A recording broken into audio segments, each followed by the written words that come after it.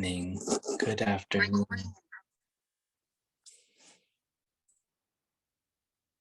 We have this form now of lighting the incense and offering it as, the symbolism of the flame of the lineage, the incense stick receiving that, the practitioner, the smoke coming out, the compassion, and then offering to each other's Buddha nature. So we are the shrine, as it were. And that's an interesting place to start, because so much of the work that I'm trying to do is the cultural translation between Asian and Tibetan culture and modern Western culture. And so the practices that the practice will be working with tonight is deeply rooted in the tradition, but the particular synthesis or application or way it's being transmitted here is about integrating our kind of psychology with the Dharma. As we know, wherever the Dharma's gone, it has changed, and that's not a bad thing.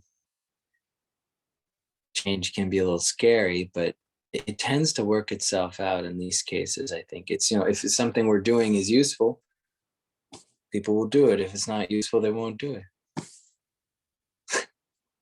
I think we can trust the intelligence of people more than, and no one needs to spoon feed anybody anything. We're experts in knowing what works and what doesn't work for us, because we're raised in a society where we're always having to make that calculation, right? Yeah.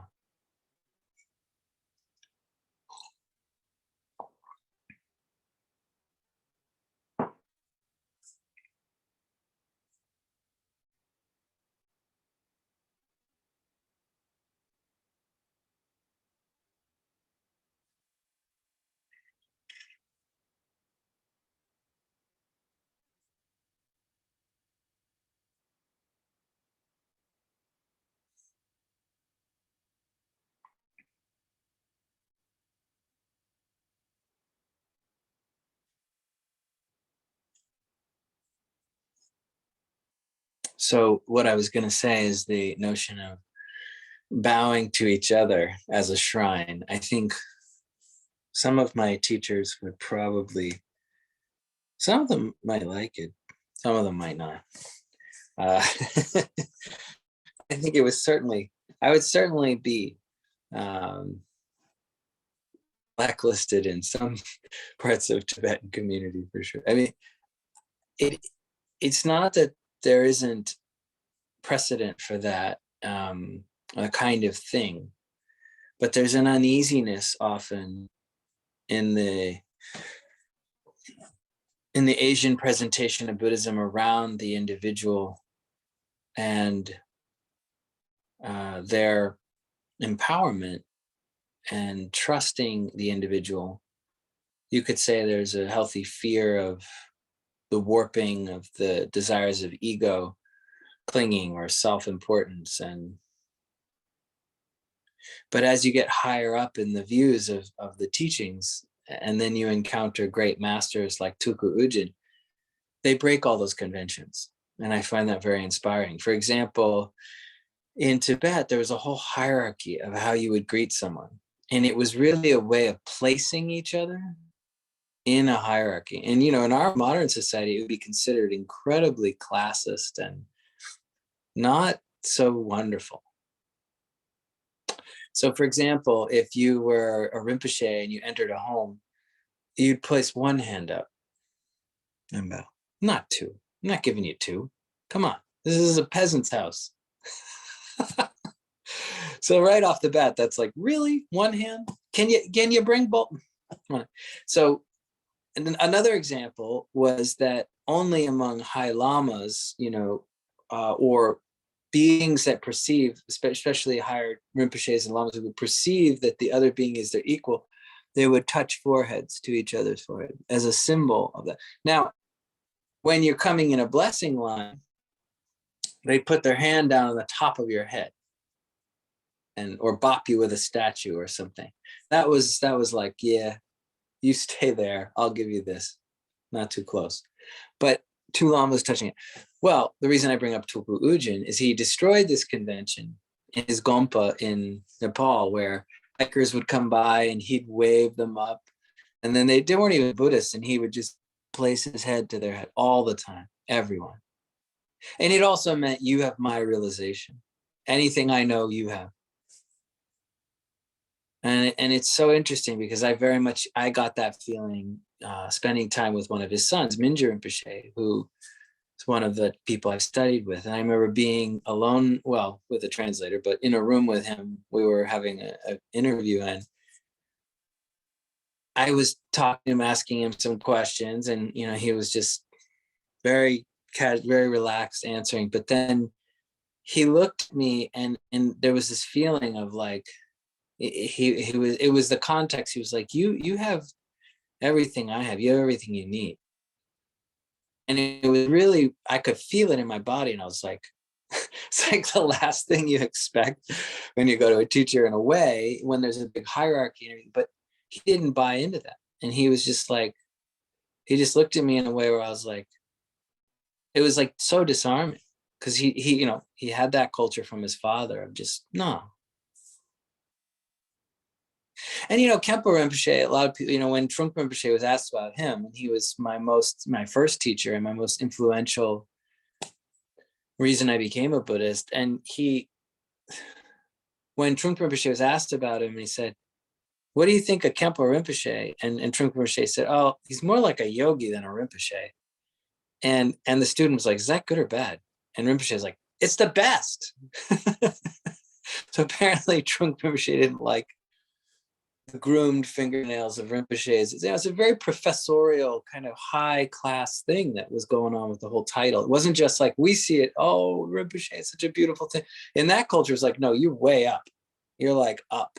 It was elitist, and it was not always great.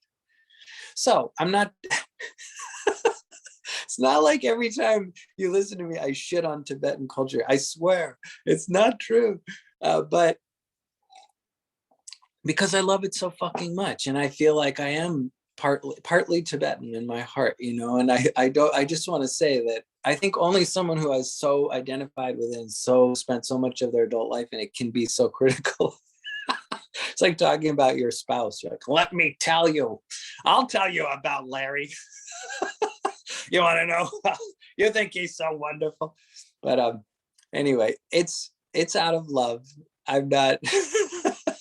And what I don't know, forgive me, but I think what I'm looking at, more light.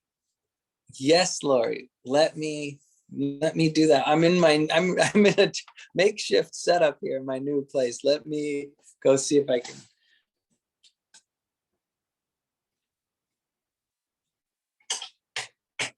Sorry, guys, I couldn't see him. There, okay. All right, I'm back. Can you see me better? My hairdo.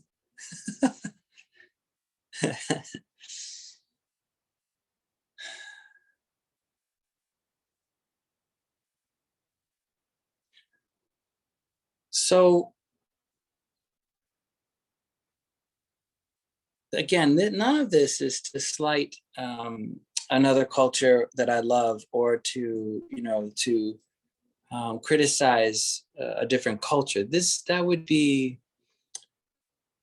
bizarre and just not at all what I'm doing. What I'm doing is contrasting the efficacy of certain cultural norms in another culture to our cultural conditioning in general in the West, right? Okay, cool.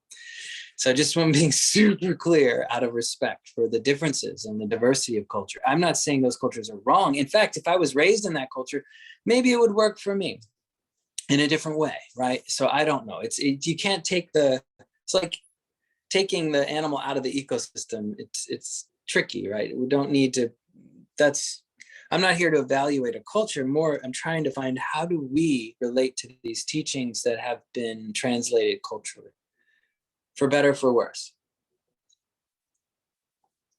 And especially with tonight's practice, we're going to be working with the sixth gesture and the second sub-practice.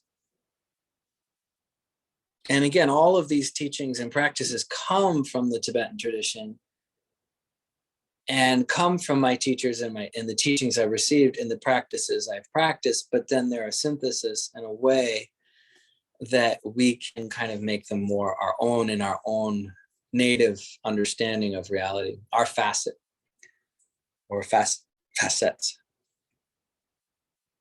And one of the big divergences between Asian culture and as it is in Buddhism and modern Western Buddhist culture is around the idea of emotion, essentially, in my opinion. So spiritual bypassing, which is really interesting. That term comes from John Wellwood, who was a student of Trungpa Rinpoche, go figure. And not only that, he was talking about the Lord of mind. There's the Lord of body, Lord of form, attachment to materialism, the three lords of materialism. So the Lord of form is people obsessed with gadgets and things and cars and physical things, right? And that has caused all sorts of problems in our world, imbalances, have-nots and wants and all that, and resource drain and on. And then again, there's beautiful things about technology. Here we are together. So it's not all bad, but the Lord of form indicates that way where we're really attached to physical things, and it creates an obstacle on our path. The Lord of speech is this notion that we use ideology and logic to insulate our heart from the world, to protect ourselves from actually being in the uncertainty of connecting directly with other beings in our world. And unfortunately, that can happen on the left or on the right. It's trans ideological, right? So anyone can use any ideology to become a barrier between them and the world. And I think that's the problem with the Lord of speech now, is we all have so many opinions and we share them in these media things, and it becomes kind of sometimes a barrier between us and really feeling and really seeing another person who might be different than us. And it's important not to shut people out just because they're different, even if we don't like them, we don't like what they believe. So that's the Lord of speech is really tricky. The Lord of mind was attachment or preference to certain types of experiences in our meditation and trying to hold on to them. This here is what John Wellwood based spiritual bypassing on. The Lord of mind is when we have an experience and we start to prefer the transcendent, say, or the spacious or the empty over the contents of our relative human existence. And this is very Hinayanic, right? I talked this morning, if anyone watched the recording, about the arhats, that the Buddha taught this cessation, the snuffing out of the flame. There, I did it for real. That's nirvana. And then he said, oh, by the way, that's a partial teaching. Sorry, I tricked you. It's really the inseparability of samsara nirvana. I lied. Here's the flame again. What? That's not fair. But it is kind. It is incredibly kind, because if we're just going for peace, our own peace, it's not collective liberation. And it's also not profound liberation, because we need to shut down the senses and certain things and kind of shut down and just go into this feeling of peace. But that's not the true nature. That's just a facet of it, right? So as you go further on the path, after that, you start to have compassion for other beings, is what the Buddha said. That you can't just stay in your own little peaceful ivory tower, because it turns out your ivory tower was built on indigenous lands and you didn't own that place. I don't know. You can think of, whatever. There's a million ways you can look at it, but it keeps unfolding. And so we keep learning and we keep trying to help. So we're not just trying to get our own peace. And as soon as you move into the Mahayana teachings, this is in the Heart Sutra, it says it very clearly. No end of suffering, no origin of suffering, no cessation of suffering, no path, no wisdom, no attainment, no non-attainment. It just goes, what? So the whole thing falls apart and you're just back in raw reality. How do we just be in reality?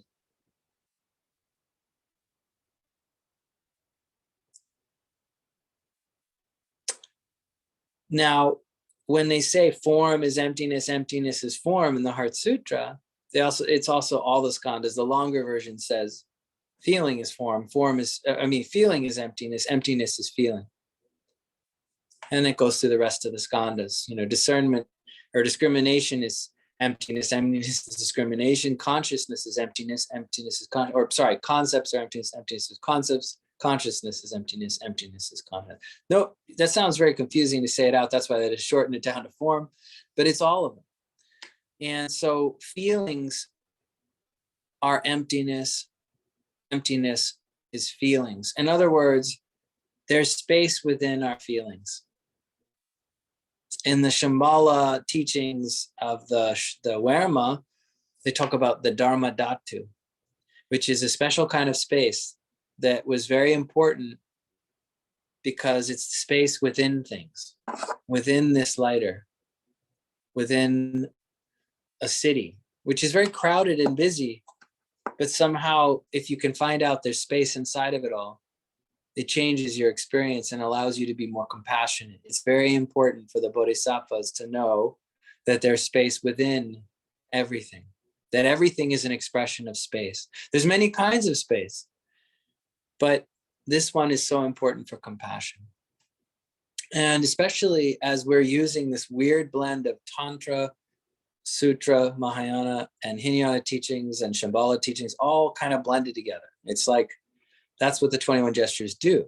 And so in this case, we went from empathy and bodhicitta, wanting people to be safe and at ease, coming from our own safety. We went into the fifth gesture, taking others' perspectives, being not thinking we know, not drawing conclusions, staying in the uncertainty, and yet learning all the while.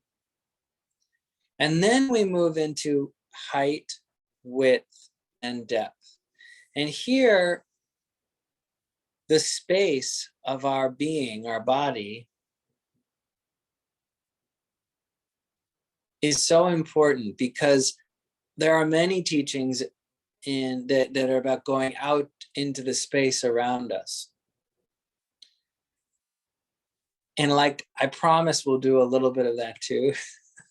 It's not like that's gone, but I've found that is one of the ways that many Westerners bypass the rich, complex, and personal karmic knots in their own subtle body. In other words, the stuff that we could be all stuck, and then we go out in the space and say, yes, but it's so nice out there.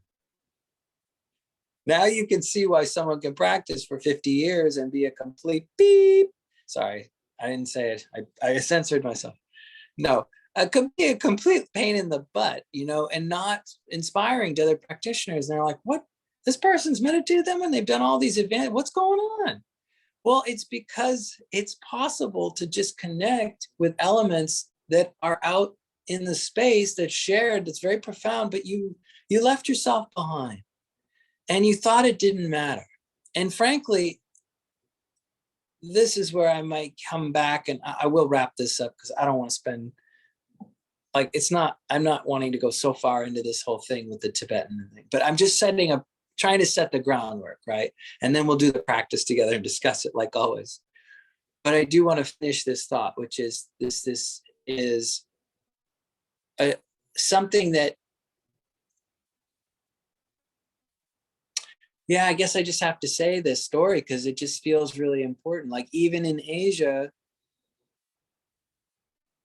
I had an acquaintance who was there recently, and they were with a monk who, often monks, it's a real honor to become a monk over there. You get an education, room and board, If your family's poor, it's hard to get in there. Maybe somebody sponsors you. It's like going to a college, you know. It's not always that spiritual for them.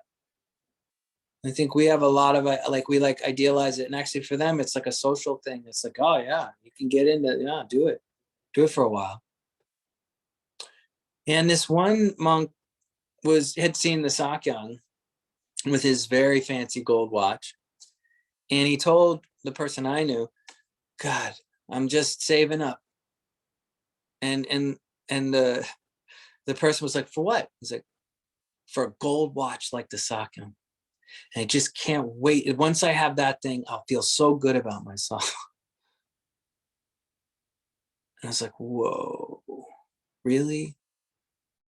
Like, yeah. That's how this guy felt, you know? And I think the person I knew was sort of like, well, what about the emotions underneath that? Or like, why do you, and the monk's like, huh? And he's like, oh, I have my karma. Maybe if I keep practicing in another life, I'll have better emotions or better karma. But right now, this is who I am. And it was like, oh. So like the psychological personal development is not being cultivated a lot of the time there. And I don't mean that ubiquitously and with everyone and no. I'm just saying that's an example that can happen even there, right now, because materialism, the three lords are there too. The Lord of Form had come in and inspired this person in a way that was probably not the best thing for them, you know, but there you go. And so when I look at, you know, and then the person I knew asking about emotions, and they were like, huh? Like, no, I don't do that. And so I just think it's so important to almost to not think that anyone else is going to figure this stuff out for you, you know, and that it's, I've even heard, and again, this is the last thing I'll say about this, but I've even heard Rinpoche say things, you know, to the effect of emotions. Yeah, Westerners are just so emotional or something, you know, like they don't understand the cultural, the individualism and the way that we have emotions. And I really think they're valid. I mean, I guess I would. I grew up here, but I really do. And I think that it's dangerous to emulate someone from another culture's a relationship to emotion when you can't. Do you see what you just can't do it? Even if that's not good for them, it's definitely not good for you. Now, why I bring this up is not because I perceive anyone in our Sangha having a hugely difficult time accepting these notions, but more to the point that I feel like there's something quite unique that I'm presenting here that in some ways it's not unique at all, because you can find it in the Mahamudra teachings. For example, I could point out to you where and how, and it's all there in many ways. But it's in that case, there's a different facet as to why you work with the emotions. You work with them to see their empty nature, so that they're not as bothersome to you. And then there are some tantric teachings on emotions as wisdom, co-emergence, right? An emotion comes up, you look at one side, you get caught in it, you look at the other, you see it's wisdom. And this is why I love the work of Carla McLaren, who I shared a podcast in the past. If you want to be reminded, you can just ask me or Janet, where she talks about all emotions as positive. There's no negative emotion. They're just messengers. Are we listening to them? They're trying to help us. They're, you know, if you look at it from an evolutionary biological point of view, they're all signals to help us grow and be safe and be protected and learn and not destroy ourselves. If you look at it from even more spiritual point of view, the way I look at it, they're all deities to me. They're all Drala. They're all magical. That doesn't mean they feel magic. Doesn't mean we like it when we feel terrified or depressed or so sad or angry. They can be very scary. And there's a good reason why there's many different ways to work with them, because they can be overwhelming and they are difficult to manage sometimes. They or even make friends with, right? So instead of just looking at them and seeing their emptiness, I also want us to look at them, see their wisdom, which are not really separate, right? It's not like, but it's a fine point because it's saying your emotions are your teachers, are dralas, they're there to wake you up, as opposed to if I just like settle them and just sort of go into vast space, who cares about this little person's emotions?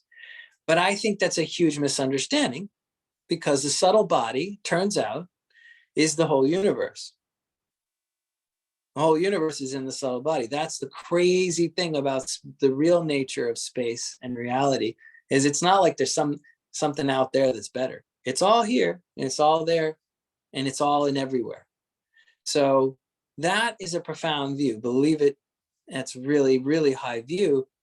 So it comes all the way full circle to, let's work with emotions as wisdom, and let's find a way to feel them, learn from them, heed them, act from their wisdom, but not be eclipsed into them, right? And lost in them and lost in the story.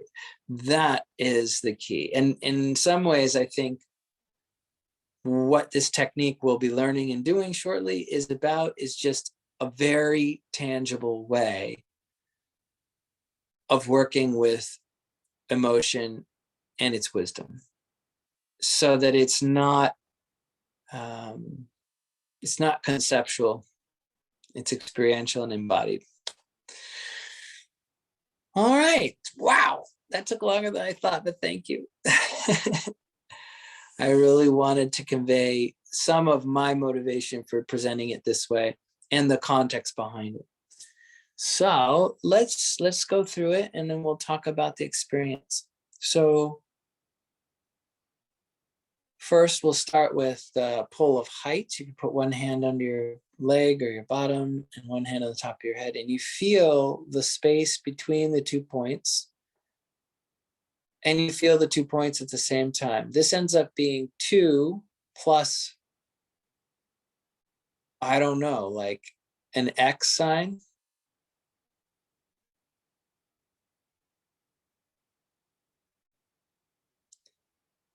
It's like, where's all that space in between? It's everywhere between, and it's not like we have to fix the mind. We can kind of relax and feel the space.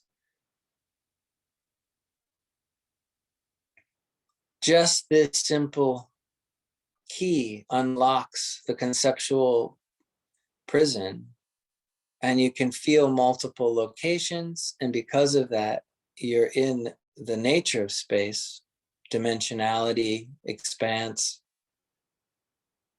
spaciousness, which is the key. Not relative distance, but spaciousness, the experience of space. Let's try it with the width, feeling shoulder to shoulder, rib to rib, whatever you like. Feeling the 2 points. And this is wonderful because right away, what, 2 points? Well, thankfully, the feeling sense can easily accommodate multiple points. And we relax awareness, we're not focusing, and we feel the space in between, and we feel that expanse.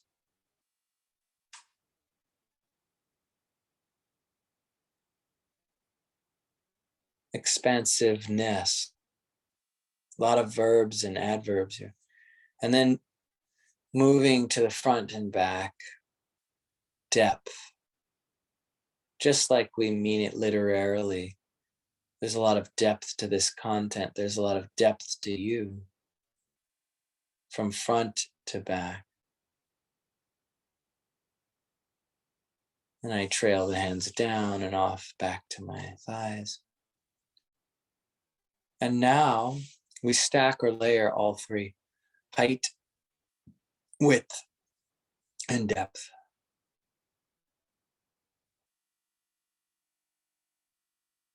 And do you feel that spaciousness?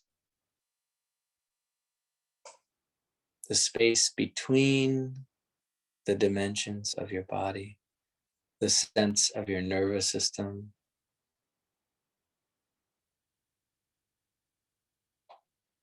it tends to feel good.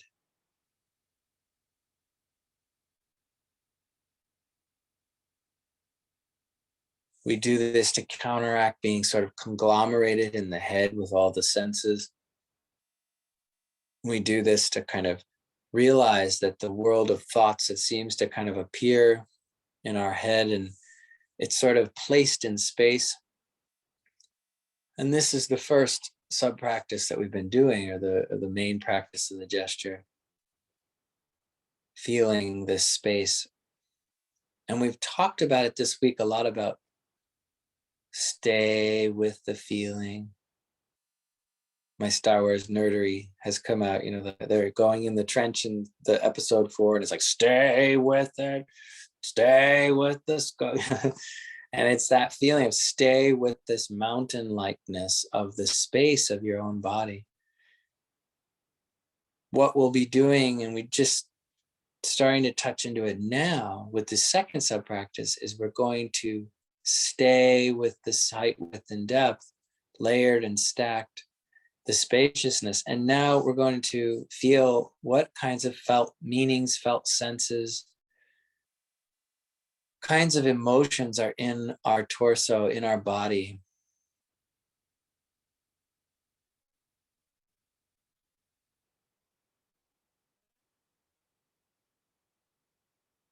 And sometimes we can, in the spirit of the Mahamudra teachings, you would bring up a difficult emotion or a challenging emotion, and then you would look at it. What is its shape, color, location? That is a very powerful way of practicing. But here, there's a slightly different modality, which is we're staying in the space, which is very kind of Dzogchen-like, using space, the front, the top, the back. And then in this feeling of space, bring up a time where you felt sadness. Maybe, something happened that was heartbreaking.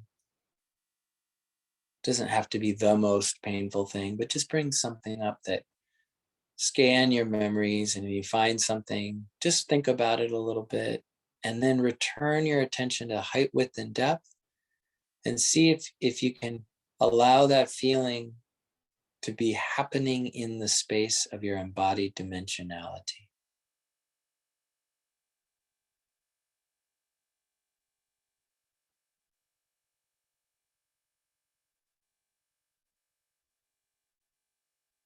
Changes it, changes the experience. But you don't lose the tonality. You can still feel the affect of, or the emotional quality, but it might feel less when we're eclipsed and when we're in our heads, right? When we've lost the sense of our embodiment, and an emotion comes up, or in our body, even we think about it, it's so quick and everything's and it feels so huge, right? There's no foreground, background. When we drop into height, width, depth, it gives us perspective.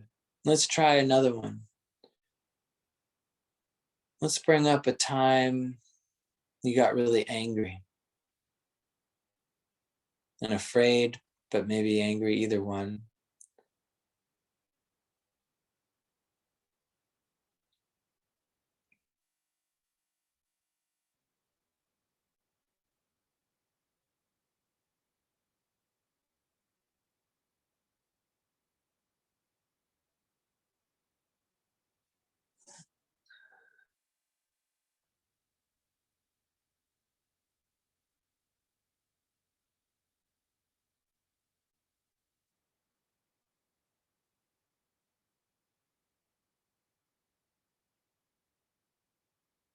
Coming back to the height, width, and depth. And you can even just pretend you're angry, like, "Arr, arr, fuck." You're just like, "Arr," and feel the space. I'm angry, but stay in the height, width, and depth. I'm laughing because it feels kind of blissful, right? It's a weird thing. It's like, this isn't working. So, but that's a good sign. That means the emptiness, the peaks and troughs of the intensity, and then suddenly the emptiness, the intensity, the empty. All emotions are like that. They have these peak trough waves, and the stronger they are, the more deep those troughs are. And we've talked about this. Trungpa Rinpoche said this. When you're in a fight with someone, and then like you both start laughing, it's meant you hit the trough at the same time. But then you get pissed again.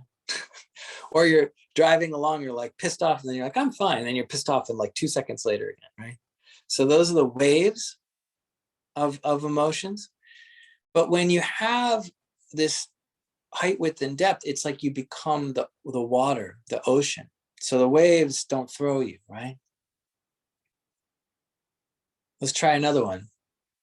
You pick your poison. Which emotion would you like to work with? It could be anything that's prominent for you, maybe something you've been feeling a little bit in this day or last couple of days. Staying with the height, width, and depth.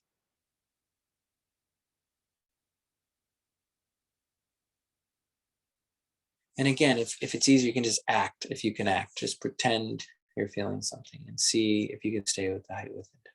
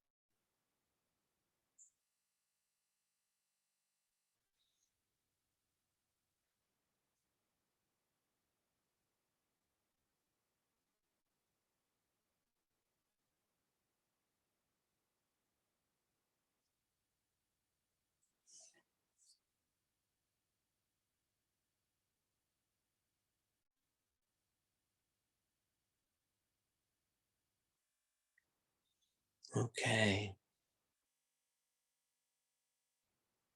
This is a very sacred teaching because we're working with ultimate bodhicitta in our own body, which is very tantric because it's working with bliss and the subtle body.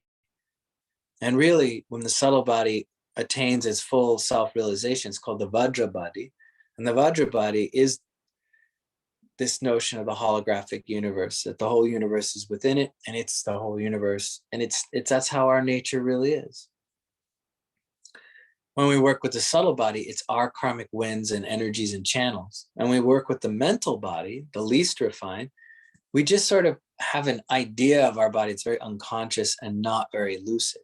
And that's how we lodge certain psychosomatic energies in our channels and in our body, and health things happen. It's sort of, we're not fully integrated or synchronized.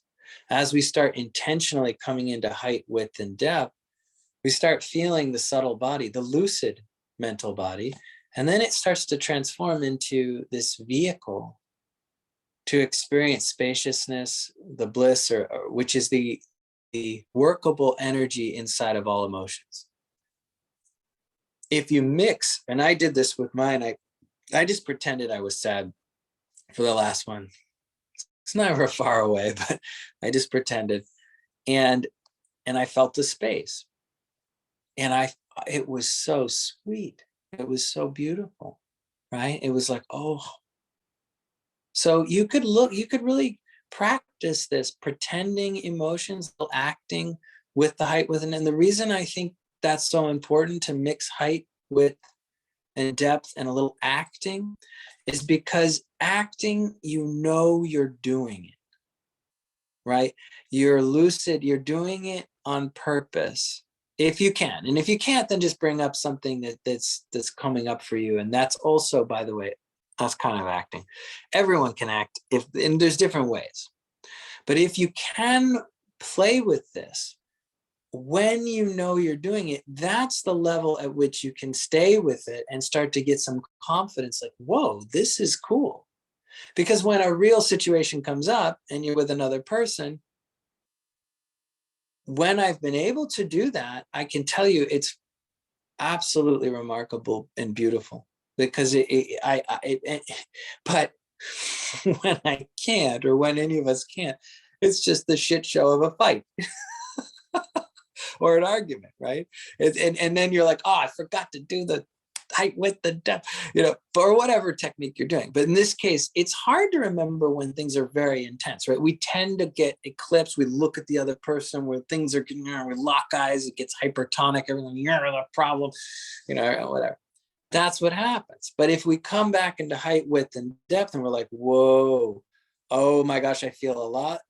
Okay, I could say shit right now. I'm not going to. I'm gonna wait a minute. And that's such a great feeling to be like, I have a little choice. And even when something comes at you and you can be like, oh my gosh, this emotion now entered me from the other person. It's like, I can be creative here. I don't have to lose my creativity just because there's an emotional exchange.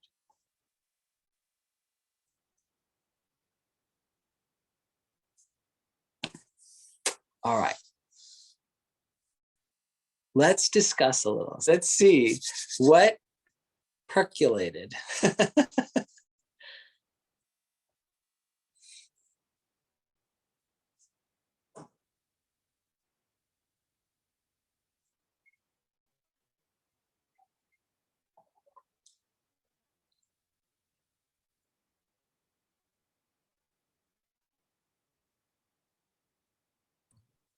One thing that it felt for me was I felt like I was showing up for my emotion, like I wasn't just suppressing it or running away from it or covering it up like I feel like I have done all my life. More with that intention of really just sitting there showing up for it. It's like I'm not hiding from it anymore. I like that a lot, that feeling of that different perspective of looking at it. Hey, I just want to say, so good to see Sonia. I'm so glad you're back, Sonia. And Nick, I also wanted to just ask you, I'm really interested in this subtle body you keep bringing up. Does the dream body, like when we're dreaming, does it relate to is it the subtle body? I have a feeling that's not just exactly the subtle body. It might be more of a mental thing, but can they cross over and interact? Like, can the subtle body go into the dream body, maybe? Yeah. Yes. The mental body is the body in the dream when we're not lucid, when it's just a dream where we're asleep. So we project this body that we experience. When we are in a lucid dream, that suddenly becomes the subtle body energy.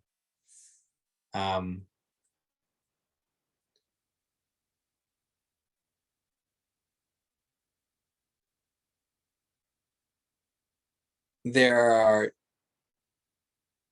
very esoteric advanced teachings that it's possible to even enter into, while you're sleeping, a subtle body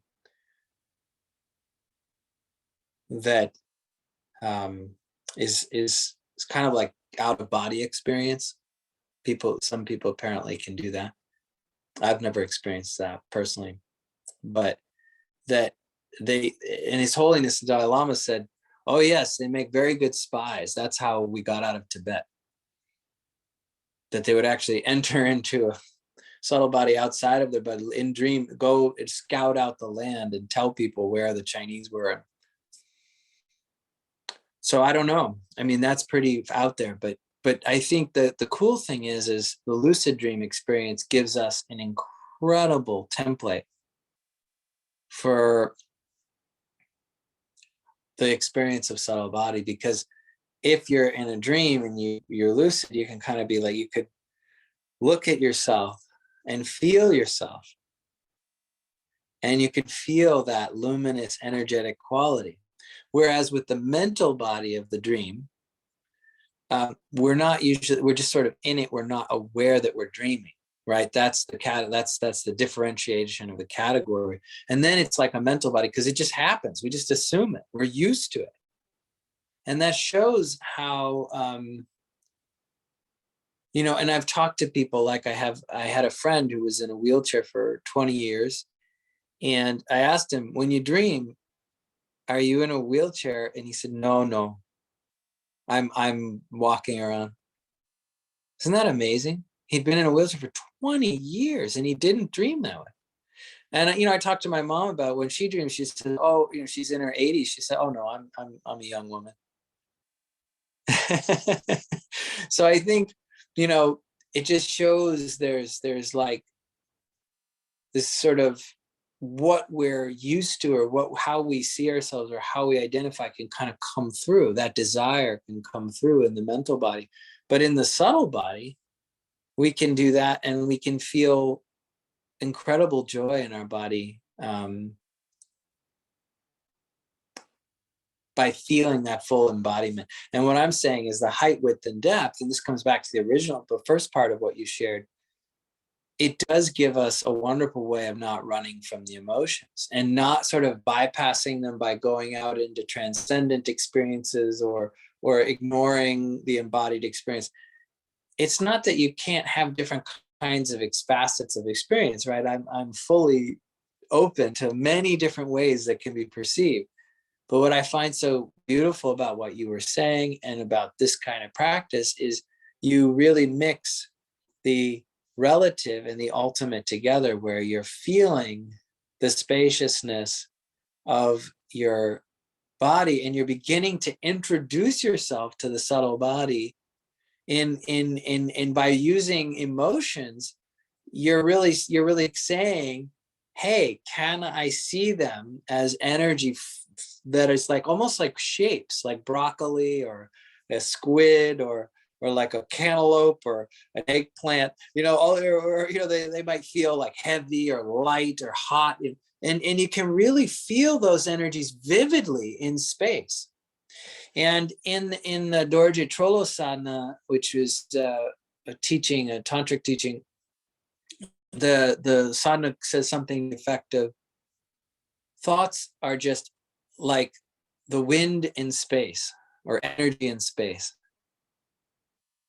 And I think that really is an experience of subtle body, when you can feel height, width, and depth, and have these emotions and even bring them up or recall them.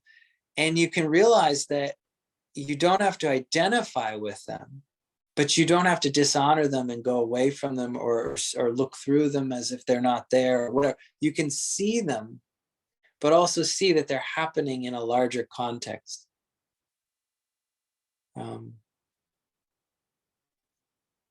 Yeah, very powerful, because that way you can still be informed by them without being overloaded by them. I mean, that's the fruition. The practice of it is, it's maybe a little harder, right? It's a little harder to be able to just stay with the height, width, and depth when you have strong emotions. That's why I was joking that it's not always that easy when you're with another person and you care a lot. It brings up a lot, and it's easy to lose this. But to know how to do this and practice simulating it, it's kind of like lucid dreaming during the day. It's lucid living. When you bring up an emotion and stay with height, width, and depth, you're training your subtle body and mind to know how to do this when you're in a social interaction. Pretty cool.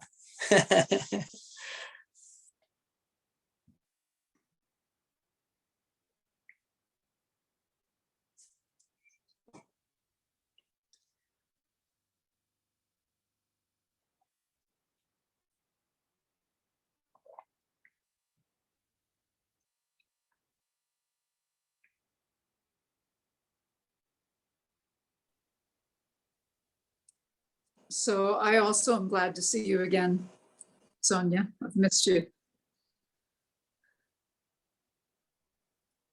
So that it was pretty cool, the experience. And one of the things I noticed was that I did almost notice a little bit more of a wave effect, including a tightening in different parts of me as the wave, like in my gut, as the wave got bigger, and Yeah. yet I felt that release as well. The other thing is I still felt like almost a soreness or tightness in my heart area. So I was curious about that, how much of that is kind of just what is, and how much that, if there's still some more spaciousness to kind of work with there. But the awesome thing was fear. I brought up fear, an actual fear I have had recently. And I could really feel it. And then it did begin to feel blissful. And that's like never happened.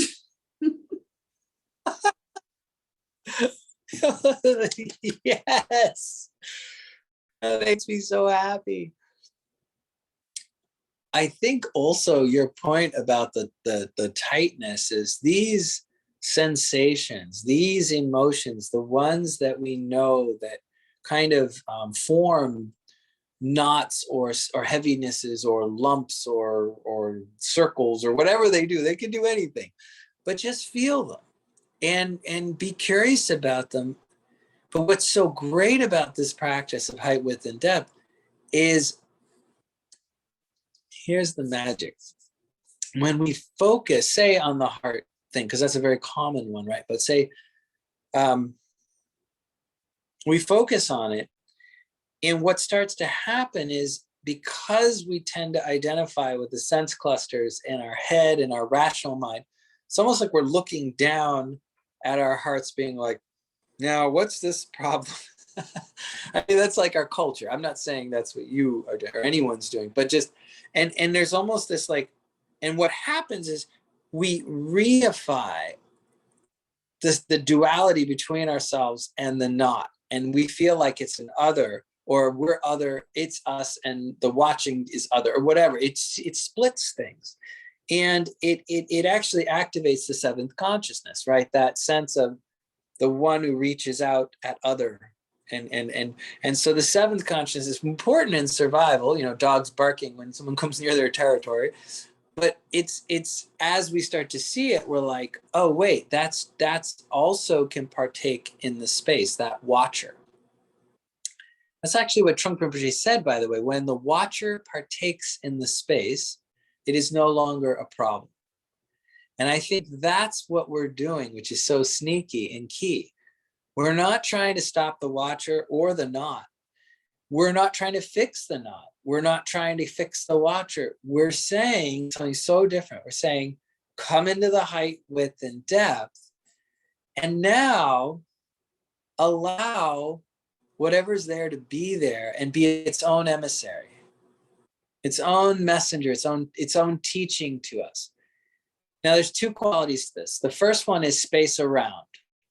So space around is great. You know why it's so great? Because when we stay with height, width, and this also, by the way, this works for chronic pain. They've done a lot of research on this. Say you have a chronic pain in your body, like, I'm just going to, because I'm not an expert and I don't want to get into that, but just say your knee really always hurt, which is probably not impossible, and some people have it, but whatever. So let's say that your knees always hurt. So if you focus on the knee with your, I would say head to mind, instead of your whole mind. But if you focus on it, it throbs more. Have you ever done that? When you focus on a pain and it almost goes, whoom, whoom. It's like, yes, I am hurting. And guess what? The other thing that doesn't work is, I don't feel any pain. Oh, what about that? And you try to ignore it, and then it's like, whoom, whoom. It's like, so either way, and so all the literature on chronic pain and mindfulness awareness says, and they misuse mindfulness a lot. They mean awareness, but all the literature says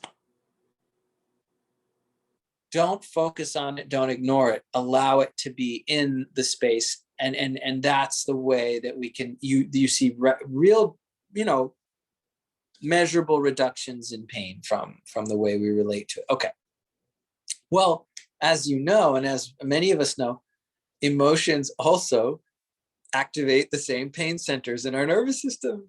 They are pains, right? They can be pains, and they degrees, and there's differences. But when we have a kind of discomfort or a lump or a knot, a lot of times what happens for me anyways, there's a sense of problem solving, like, well, I better get this thing out of here, Where's the vacuum cleaner? Anybody got a karmic vacuum cleaner? And of course that approach doesn't work, because I'm regarding this part of myself as other. And then when I try to relate to it that way, it entrenches. So the first technique of height, width, and depth is space around. And what that means is we just remain in the height, width, and depth. And it's kind of like, not in an antagonistic way, but you remember the spaghetti westerns where it's like, and everyone's like, they show the faces of all the people, and they're like, look, I love those movies, but anyway, they're looking at each other, you just see their eyes, and then like there's this sense of a standoff, right? And it's like everyone's waiting, and it's kind of like, it's not that different from like a samurai thing, like this very like, but if you stay, or we stay with our height, width, and depth, and there's this lump or knot or heaviness, but we're not trying to make the first move. We're not trying to escalate. We'd be happy for the gunfight, for everyone to put their guns away. But we're ready to be in the height, width, and depth. And we're doing that. And then like the rest of it's none of my business. If that thing wants to be there forever, so be it. Because I'm working with the space around. So that's the first level. And that's actually a profound shift in working with the lung or life force energy and the way it gets in the channels, because usually we're trying to change it. Here we're saying, no, it's fine, or it isn't, I don't even know, it just is. And I'm going to be in the space. And my job is to stay in the space around it. The next thing that starts to happen is discovering the space within it. And that can only happen when we've established ourselves in the height, width, and depth, right? We have to have this kind of confidence, a little verve, a little swagger of like, I can do this. I am in my height, width, and depth. I'm around all these lumps or feelings in myself, and I'm not trying to change them. And then as we feel that confidence, there's a way in which we can kind of almost like, I don't know if it's that the thing itself enters into the space, but let's say that the knot itself decides to join into in space. And now it's a fluid feeling through either side, above, around, behind. It all is expressing the space. And again, we're still not trying to modify or fix anything. But the second level begins to open up more of the wisdom aspect of this thing. Why is it there? What is it teaching us today? And when I get really curious about my thingies, and boy, are they funny. They're so precise. I have had one that they change. And I've had one that comes up like, it seems like a donut on my back at my heart center. And I'm like, oh, there's the donut. And it's sparkly. And it looks kind of like steel wool that's been stretched out into a donut. But it's not so solid. It's kind of like made of snowflakes or light. And it kind of peppers around, and maybe even it moves a little like it's spinning. And I'm like, oh, there you are. What is that? And, I know that, you're familiar with the focusing technique, the Eugene Gendlin stuff, where you stay with the feeling and ask it a question. Well, I think that's also totally compatible with this. Like, you could be in height, width, and depth and be like, what are you teaching me? What is it that you have to say? Well, it kind of reminds me of, it could work with anyone, but like with kids. If you're in the car and you're not staring at them, and you might ask them a question, but you don't have that energy that you're attached to it. How was school or whatever? you know, if there's an invitation there in the spaciousness, they're much more likely to talk with you. So it's a good reminder. It's almost like sometimes I'm thinking I'm being curious, but I'm actually, there's almost like a, you know, inquiring or inquisition almost aspect to it, a tightness to it. Totally, totally. Because I think we're wired to problem solve, you know, these kinds of things. But actually, there's also, yeah, this is so beautiful. Like the inquisitiveness that a young child or the younger parts of us would like in order to be truly invited. And, you know, it's just like they know, they're like, you really invite them, they're like, well, then they'll say something. And if you're saying like, how was school? They're like, it's like it's back to the, you know, like, it's a standoff, you know.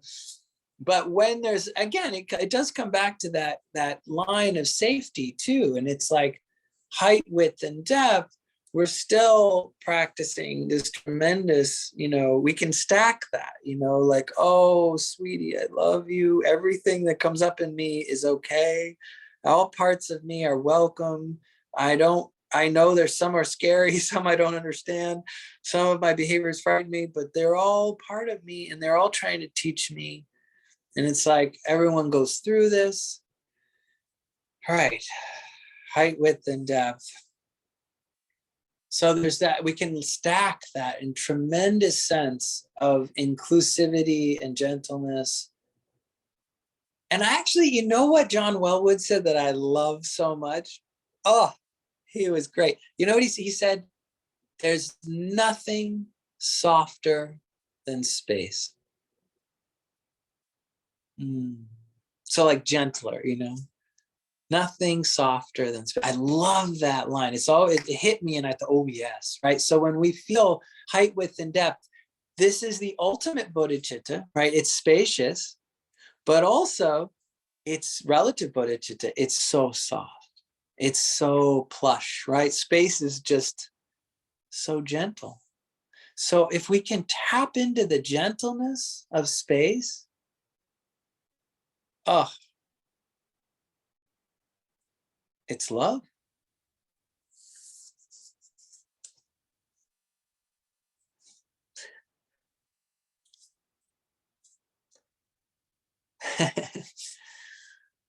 What else?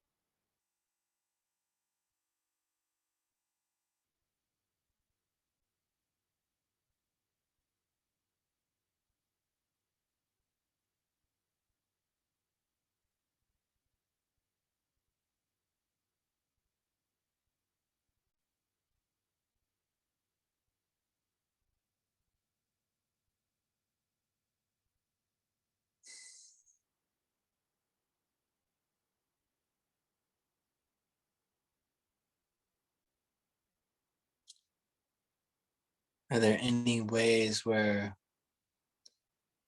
this is not connecting, or it's feeling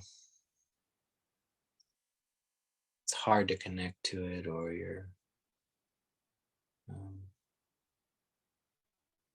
because that's important too. I get excited about it. It doesn't mean that you can relate to it. And there's other ways to explain or practice.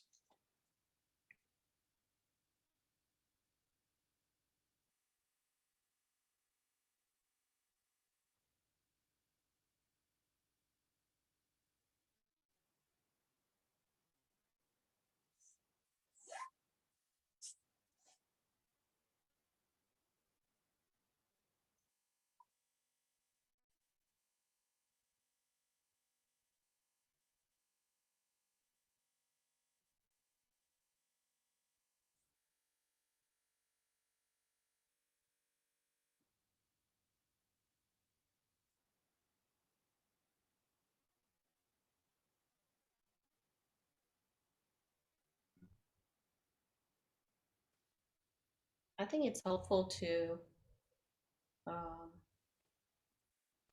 well, for me, um, because I've been through so much in Shambhala, uh, I'm kind of tired of saying it, but like going up to Scorpion Seal 3 or whatever, um, it's a lot of education um, that I have in me. And so for me, I sometimes get a little irritated or overwhelmed, not because of what's being taught, but just because I was in something for so long that broke. So I always go through something when I'm experiencing these gestures that I kind of get scared of or don't like, because it's like it's very double-sided. Um, like on one hand, I think what you like, just the height, width, and depth is like huge, profound. It could be like, you don't need to go to fucking therapy. You could just do that for a year and see what that's like, you know? Um, just because I think most Westerners are so in their thinking mind, they don't even realize it. So it gives you like a context so that you're not just out in thought. Um, so, like, from Yeah. a first experience perspective of hearing, is that's one experience I had. I think it's like a really healthy container. It helps Hmm. create a container for what you're feeling, because you can get lost in the story and the Yeah. information and the typing of everything. And it's important to feel it and have a vessel for that. So I think that's really helpful. But I personally feel like I have to not take it too literal when I'm doing it, because it feels like that it can get heady. So just feeling, oh, okay, I have a front and a back and sides. And so, like, giving it like almost like a picking it so it's not too crystal in my brain. But I definitely personally sometimes have an aversion, just because it's a practice. And that's just my own healing process that I'm in, just because I lost trust in what I was doing, because I put so much of my trust in a person as opposed to, the energy. So just to be completely upfront, but I did want to say that there's a, I even was practicing while you were talking, um, just the emotions or feelings coming up in there in that way, and that helped me to not kind of spin off too much, and um, And then that sense of gentleness and love in the space is kind of like silky, Mm. endless feeling, like all over, above, below. Because like another cool thing is when you're sitting, I didn't think about this till you had us go like that, is I can't see below me. Whatever I and can't and seeing is, but like I can feel my butt touching something solid. This is like my brain interpreting what the hell's going on. But I know for a fact Yeah. that there is space all around that and below and above, like in all directions. So it's like, even if I can't conceive of space, the fact that I can't conceive of it is space, if that makes sense. Right. Like, because I can't see what is below the ground because I have a wooden floor, I know there's space below where I'm sitting. Right. I don't know. So I just thought I'd bring up that because I thought that was really like magical, and it gets you out of your head because you're like, oh my gosh, I can't see where fucking China is, but somehow I know it exists. But like the real China exists because it's not Yeah. China, the word, it's a geographical location. Right. I don't know. Anyways, it can get all weird and twisted and wormholey, but like there's something really cool about this part of you that can't, the part of you that can't see where this shoulder and this shoulder really are. That in itself is space. Like it's, anyways, it's just, that's cool. Yeah. No, that's great. That's awesome, Son. Thank you. Yeah. Yep. And I feel like the one thing that's kind of interesting, well, one of the things that's interesting here is that um the word mandala in Tibetan it means without center and without fringe. So that's a really interesting point, because it's like when we're talking about height, width, and depth, it is kind of like fuzzy. It's without fringe. I mean, there's a fringe though, in that we have a nervous system. Like if I go out here with my hand, I can feel the air. But if you just point to a spot here, if someone goes like that, I don't feel that. If someone goes like that, I feel it, right? So we're working with the space of our nervous system. And I remember there's actually, it sounds like terrible, terrible teaching technique, but I still think it was kind of, I don't know, I think it was wrong, but I think it was kind of funny as a story. So I'll put it both ways. But anyway, apparently there was a story, I don't know who the teacher was, but there was this guy who was saying, I can't feel anything. I don't what you mean by feel, like I have a awareness of the thing. And the Rinpoche got so frustrated. He said, come here, to the student. And he like, I hope he didn't really hit him hard, but he like punched him in the stomach. And he goes, can you feel that? And the guy was like, yes. And he goes, that's what I'm talking about. So it's kind of ridiculous story because you shouldn't hit you. But anyway, point is that, and I love that the teacher got frustrated, right? That's hilarious to me. But there's something about it.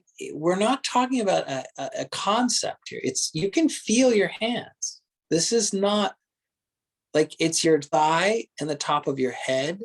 It's your shoulders, your ribs, and it's the front and back, but you're feeling it. So it's really, it's not a concept or a head thing, but we can have the mental body image of ourselves in place, right? And refer to that as opposed to the sensation. And I love what you're saying, Sonia, about the eyes, because seeing is the most prominent sense organ, right? There's sight, sound, touch, taste, smell, or smell, taste, depending. And that's how they kind of tend to trail in relational intensity in most people. But what's so cool is that developing the subtle body, not the mental body, which is a concept of the body, it's a thought about the body, that forms around the nervous system. The subtle body is the actual direct experience of this and this sensational space. When we experience that, it provides, there's a blissful quality, there's a dimensionality, and what's so cool is that it starts to develop that all the senses have a subtle element of synesthesia, which means, and this is very, this is so advanced in terms of general teaching, that I've seen the text, I know where it is taught, but it's not taught often. But I call bullshit. I think it should be taught right away to Westerners, because I think we're very knowledge hungry. And I think it's helpful, which is that there's a synesthesia to all of the senses. In other words, one can see sounds, hear smells, touch tastes. This is considered to be the more advanced activation of the subtle body into the Vajra body. But the funny thing about it is that it doesn't have to be so over the top. Your feeling sensation can start to have a sense of eyes. This is real. You can see with feeling. It's not the same as these, but and it's different than the mental body.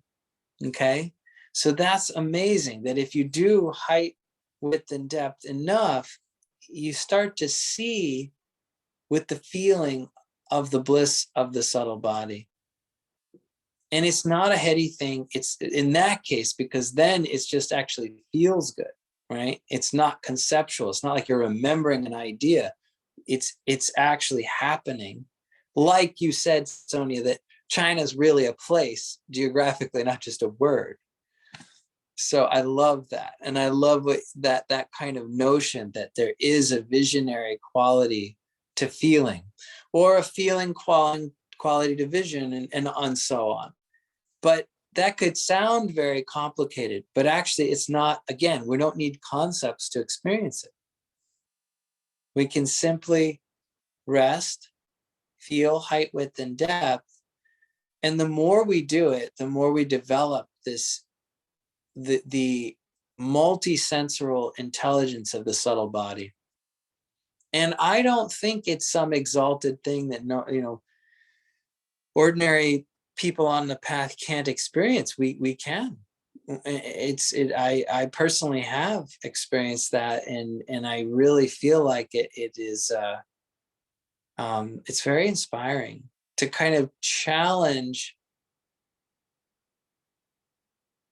the kind of default mode of perceiving that the ordinary consciousness without lucidity, right? Just like an ordinary dream has its own logic, and a lucid dream has very different potentials. It's the same kind of distinction. This starts to get very inspiring to me anyway. Part of the transformation of our sense perceptions, the end of our way of perceiving altogether.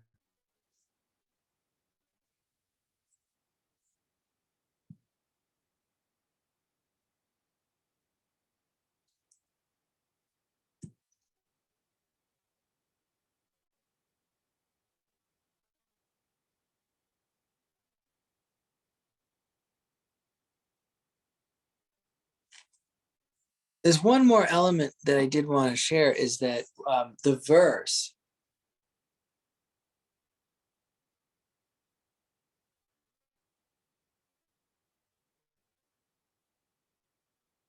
Janet, can you share the verse with us?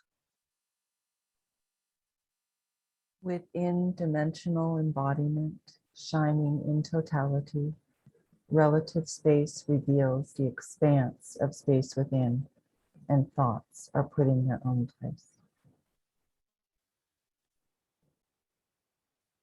Relative space is height, width, depth, which, as we use it as a linguistic convention, is conceptual, but then the actual experience is oh my gosh, multiple locations and spaciousness, which is not conceptual, the expanse within the non-conceptual space. And thoughts are put in their own place, shining within dimensional embodiment, shining within totality. Thoughts normally, right, go to the front of our face or out into our screens. We project things into other people, whatever, with our thoughts are kind of going on. And we forget our embodiment, but we also get lost in this world of projection. When we come into this spaciousness of the body, which is this kind of fluid, fringeless, centerless feeling, but still the sensational difference between here and here is clear. They're not different in space, but they're different in energy. And we can feel those distinctions. That's called discriminating wisdom awareness. You can discern the differences of energy tonalities. You know the difference between your own nervous system and someone else's. And you can feel that. And yet there's space throughout all of them. And as you sit in your own height, width, and depth, whether across from another person in a conversation or here in Zoom as we see each other's image, thoughts being put in their own place. This is so important because often when we lose ourselves in that 2D world of thoughts, we forget the 3D world of embodiment and the space we share. And so when we can kind of come into height, width, and depth, it's a profound Mahamudra technique also for working with thought, where we start to realize that thoughts, we can see more clearly thoughts are thoughts. They're just thoughts. They're not realities. And when you can kind of place thoughts in the shared 5 elements world of nature or our biosphere, that's actually the rebalancing of our ecology. Because if we can kind of see that thoughts are they're just happening in the space of reality, they are not reality. It's kind of very trippy and wonderful to realize, wow, my big ideas, they're not changing reality. I can see them happening, and they're also, I can stay with the space, and they are not telling me what to think. I can see them as thoughts. Seeing a thought is just a thought. And especially with this dimensional thing, it's like you're feeling your body, you're feeling the space, and then when thoughts kind of cluster and appear, you're like, you're wonderful. I'm glad I can think. And I'm also glad I can see that it's a thought. Because when we, use your thoughts, don't let your thoughts use you. It's an Indian proverb. Yeah. Lori, I'm just wondering, do you have anything to share? You don't have to, just curious. Yeah, I need to think about this a lot more.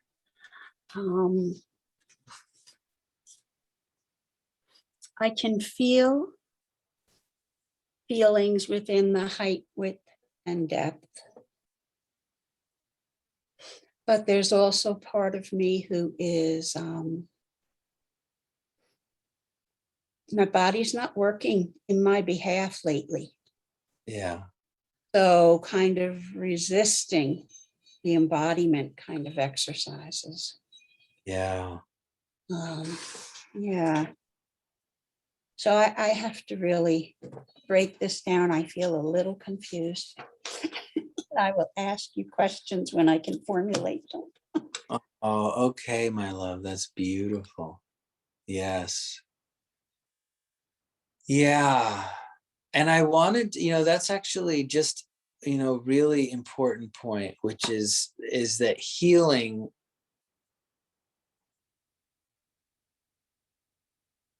really, it's filling up the height, width, and depth with light, with love. It's not regarding the ordinary body as something to fix. because the ordinary body of bones and blood and organs and things, it is animated by our life force, and our life force is what can heal itself or bring at least love and caring right to our own experience. So I think sometimes when I conceive of my body, whether I'm feeling, well or I'm not well, if I'm coming from the space and the energy level, that is the kind of level that surpasses the problems. But that's not a bypass. Interestingly enough, that light and that love has a positive effect on the physical body without us having to recreate the physical body in our mind, which is interesting because all the instructions for being in the subtle body in the Tibetan tradition have us having what's called a hollow enclosure, meaning there's no organs, there's no bones, there's nothing. We don't visualize that. It doesn't mean it's not there, right? But we don't recreate them with our mind. We create an awareness of the subtle body, which is spacious. And it's the subjective experience of that kind of empty fullness of that space that has energy in it and vibrates as our nervous system.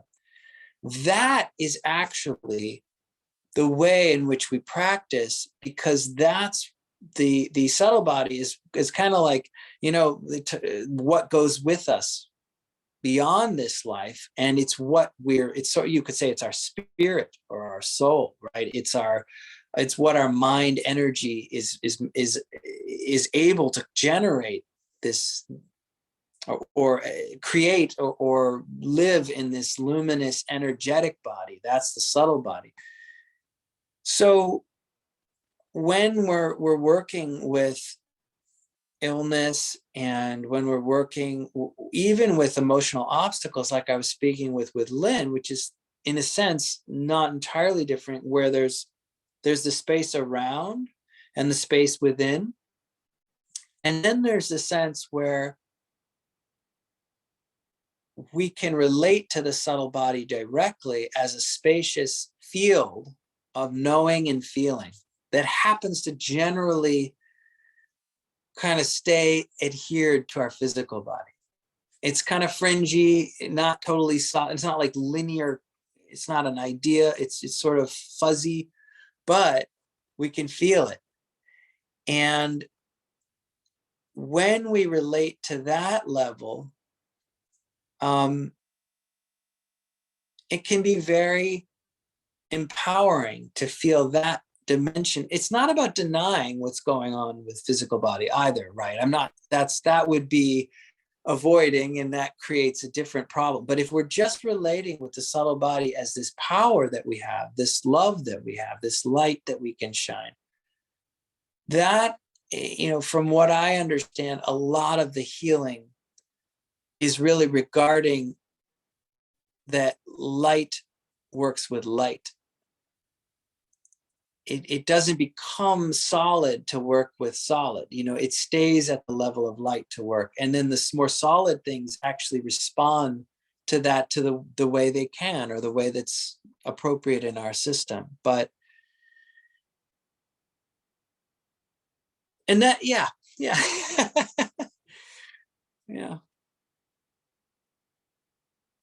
That helps. So I can look at subtle body as soul. Yes. Like, Absolutely. okay, that's definitely helpful. Thank you. Oh, I'm so glad. And I love using illegal Buddhist language to help share Buddhism. Because that's what it is. They don't, when Padmasambhava and Yeshe Tsogyal attained the deathless rainbow body, the Jalu, which is, by the way, the Vajra body, the awakened subtle body, that's your friggin' soul. No, I'm sorry. They don't like that word in Buddhism because they were so worried about their big sister Hinduism, saying you're just part of us, little guy, and they're saying, no, we don't have selves like you. We're not Atman. But then if you talk to any of the Hindus, they'd be like, well, Atman's not really what you think. So it's just, I think there's a lot of cultural But in their distinction, they really didn't like that word, but it's so, because it was so cultural.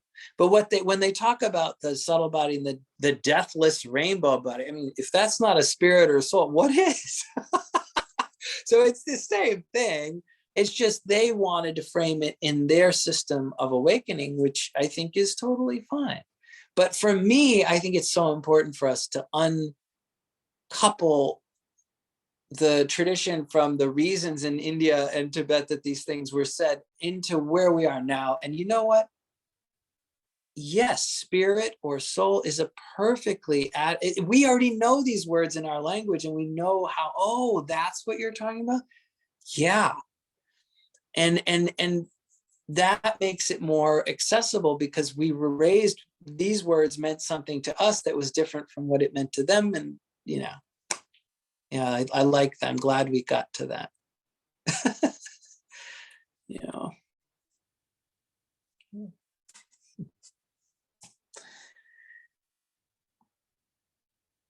Anything else before we close? It's been so fun to explore this stuff. It gets into how, we've gone through life itself, change, motivation, cradle of loving kindness, empathy practice, and taking others' perspectives, and then moving from relative to ultimate kind of bodhicitta into, wow, what is a person a deity?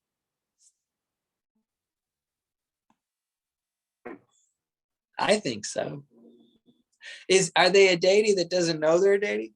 Yeah, that sounds right. I mean, that's the whole premise of Buddhism, right? Give me a break.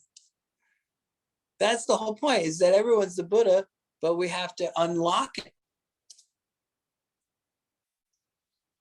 But the subtle body is powerful, because if we can start to feel it, not just think about it, but experience that spaciousness, which is an adverb, verb, whatever it is it an adverb? Or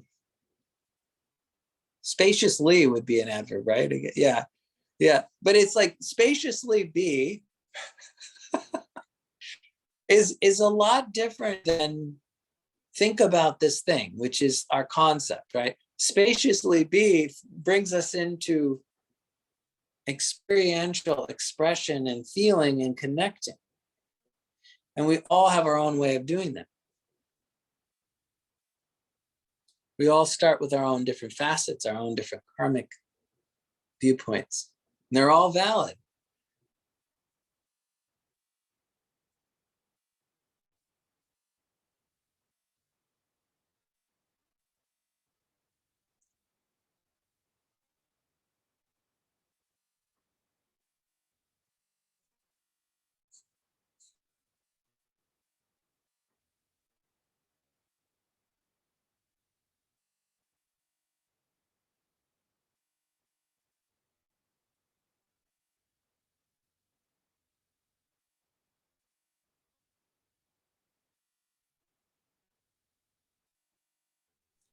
Okay, so I just have to say this. When my 2-year-old niece sees a rainbow and she either says Angel or Brandon, she knows what she's talking about. The deathless rainbow body. Yeah. That girl's connected.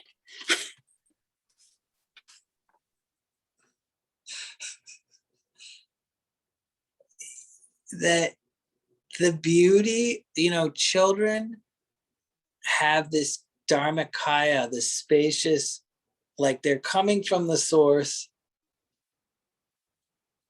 and they're close to it. And a lot of times in indigenous wisdom cultures, children would say things and people would see it as a wisdom expression, as something that they're closer to the source. In our modern Western materialist culture, there's this, children, which is ridiculous. Have you been around a child? It's magic. There's magic going on. And the fact that she could equate something so magical and powerful and beautiful with Brandon, I mean, that's that's pretty wild. And what are you seeing? What is she seeing? What do we see in our heart, mind, eyes? You know, the eyes of the heart, the eyes of the visionary eye, right? These things that are in us. How do we see the sacred world? How do we open to the magic when we live in a society that's been terrified of our intuitive powers, that literally had a Holocaust on women for centuries because they would talk about intuitive things? I mean, that's in our epigenetical trauma, right? That we are in a time where we can reclaim that. We can actually reclaim magic by opening to the sacred world. And I truly believe that what you see creates perception is creation.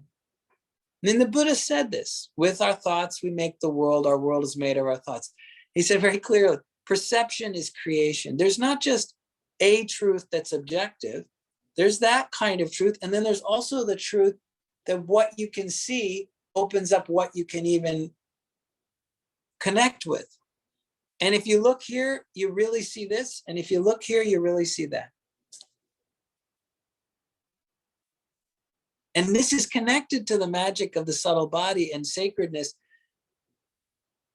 because I've been amazed what's possible, right? You know, when you encounter people with psychic abilities or things like that, and you go, oh my gosh, it's real. But our society would say, oh, come on, that's not. But if you experience it, you can't go back. So there's things going on that are, it leaves us in a very vulnerable space where we have to actually be open, totally open, like a child, by the way. Like a child. What's so bad about that? We're not, you know, I think we have a society that's so afraid we'll get misled and dragged down a terrible, distorted path. But honestly, I don't see that happening to kids.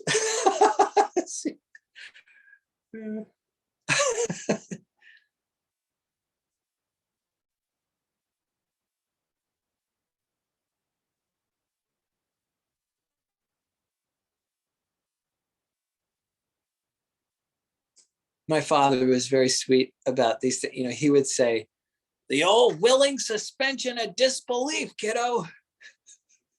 Whenever I'm like, what? Some philosopher said that, right, in the West. The willing suspension of disbelief. And he was like, there's something I'll never forget of him saying that to me, because if you can keep your concepts about no at bay long enough, you start seeing some yeses, and it's like, oh, and now you're a different person. It breaks my heart, the prison of materialism, that people really just kind of go right back to, well, science, the religion of science says. Scientificism, as they call it. It's a real thing. It's this weird co-opting of science into a religious assumption of nihilist materialism, which is another big word way of saying a crappy way of looking at things. It's not even true. It's not.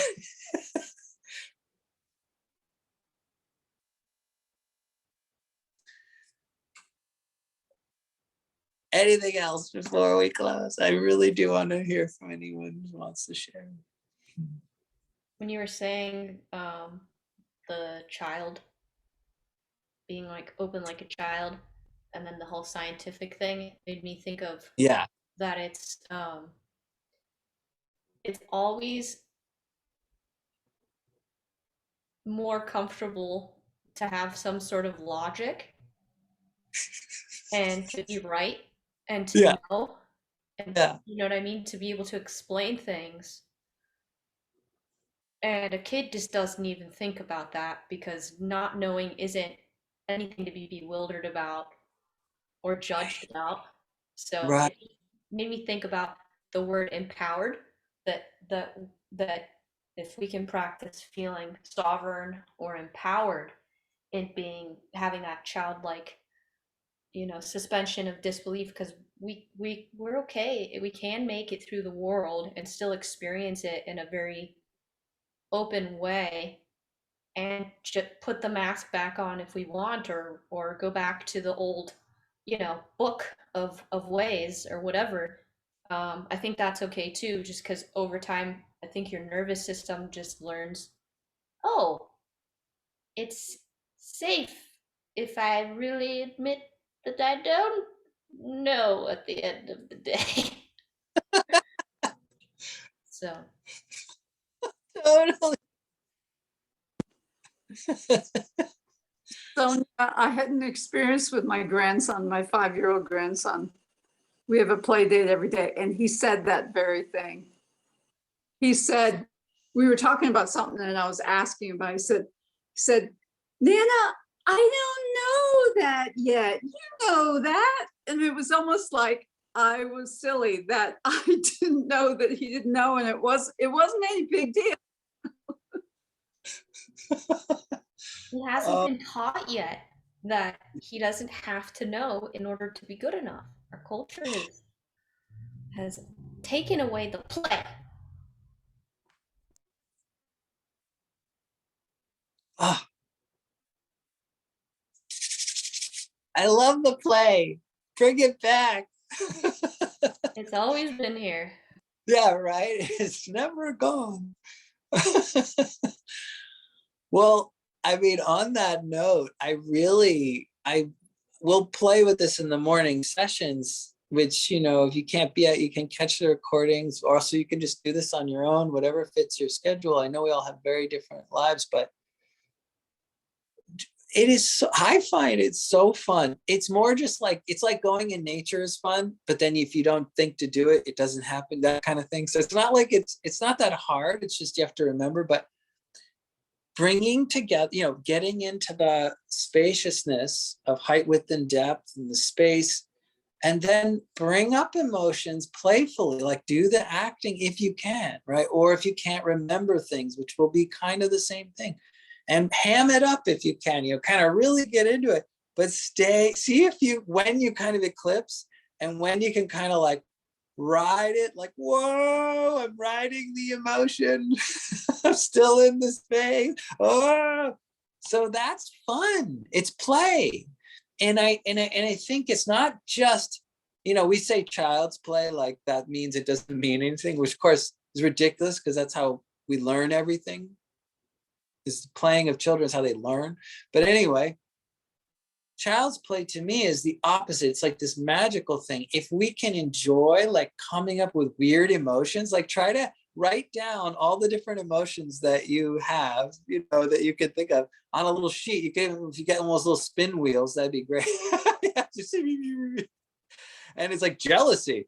And then you're like, all right, I'm going to crank it up. And even if you can't, you can laugh about how you can't do it, like the whole thing could be fun. And then you could, or you could pick, and then it's just, can I stay while I feel? And it seems like it's just play, but it is really practice, because when you get with a person, another human being, and you want to have a challenging conversation, okay, I know what happens. Like, I know how it gets big, and I start to move up, and then I come back and come down, and okay, there's the space. So, you start to get familiar, and that is an empowerment, right? And that's the experience. So, anyway, that'll be what we play with this week.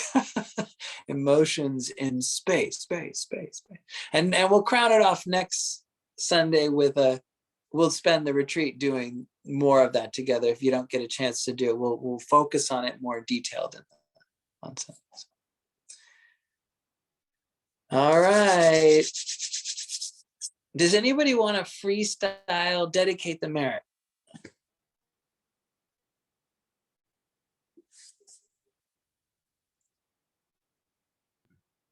All right, damn it. May all beings be plentiful, prosperous, happy, completely free from suffering and the root of suffering, and experience the great equanimity beyond passion, aggression, and ignorance. Kiki so so. Kiki so.